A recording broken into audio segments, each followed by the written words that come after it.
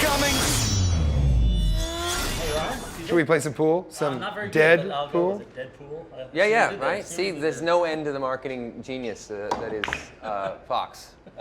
So it's got to be pretty exciting to have Deadpool out after the long road that you've been on, right? It has been a long and Longest winding road. It has been an 11-year Paul McCartney song for me. So I'm very happy to be standing here talking about Deadpool. I'm very happy to have a completed Deadpool movie and an authentic Deadpool movie more than anything. Well, to have You played it once before, and it wasn't quite. What happened? We didn't like that. Origins, Well, a lot of times there's sometimes you have some say in things, and other times you don't. So one of the caveats to doing the Deadpool movie was that I get to produce the film, and I get to be a pain in the ass to everyone involved, and I get to make sure that we make a Deadpool movie that is authentically Deadpool. And I felt like I didn't really end up having to be that role because everybody around this project supported it being as perfect as it could possibly be for a movie. And no movie's perfect, but we got to do as close to that as we could. So. Well, coming from the comic book world, it's pretty accurate after I think seeing so the too.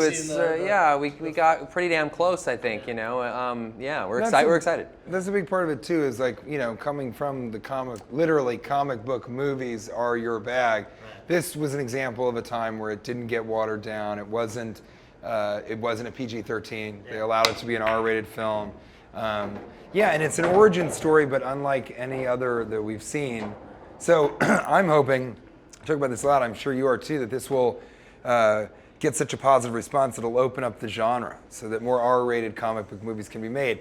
That, not necessarily breaking the fourth wall, but other things that are untraditional in cinema happen, like him not only breaking the fourth wall, but like cueing the music and all that stuff. But it really is a comic book movie in and of this time. I'd love to see a rated R X-Men movie. Yeah, me too. Cool.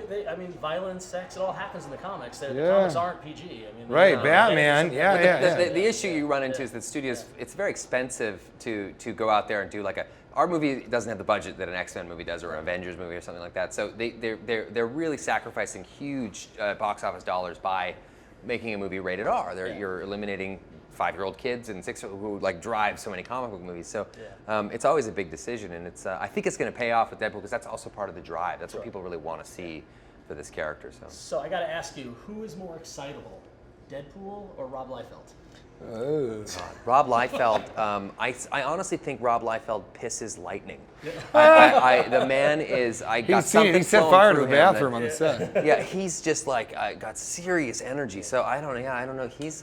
He's in the movie. Did you see him? Yeah, I did not see him. I didn't catch him. I heard he was. Very quick. Yeah, it's very quick. I saw his name on the street. He's in Sister Margaret's just for a brief shot, but it was great having him on set. And, honestly, he's been such a huge supporter of the movie, and he's been such a cheerleader for Deadpool for obviously 25 years, and that's his baby, and he's obsessed with it. So and I relate to that. Movie. Yeah. So he's been on Twitter talking about the movie, also talking about Cable. He's got some ideas about fantasy casting of Cable. If you ever cast Cable in the next Deadpool movie, who would you want to see? Who would you want to see as Cable? Oh, that's a great question. Is Barbara Frum still working? I don't know. Barbara Walters is available. Yeah, I don't. I don't. An actual kid. That's a really tough casting choice because you got to find someone who's, possessive of some pretty unique characteristics. Topher Grace. Yeah, there you go. Oh, he's in Spider-Man. Give him some gray hair. Give him some gray hair. Make it happen. And so, TJ, who's a better businessman, Weasel or Ehrlich? Ooh. Oh boy, maybe I'd say Weasel. I think. Ehrlich, no, Ehrlich kind of doesn't do anything except for be a blowhard. He'll sell you the shoes that you're wearing, But I love that character so much. He's not, especially season 3. He'll sort of. It's not going well for him. Let me put it that way. But Weasel, I think, always can find a way to come out on top, and he is very much about the profit, as rappers say. Cool. Will we see more Weasel in X-Men movies, hopefully? I hope so. I hope so. Maybe Deadpool 2. Easier for you to cross over than me. That is. You could go be an Apocalypse. Yeah, I'd go over there and do that. I'm contractually obliged.